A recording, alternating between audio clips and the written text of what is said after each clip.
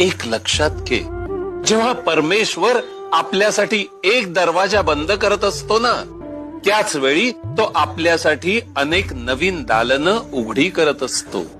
म्हणून परमेश्वरावरचा आपला विश्वास कधीही ढळू देऊ नकोस.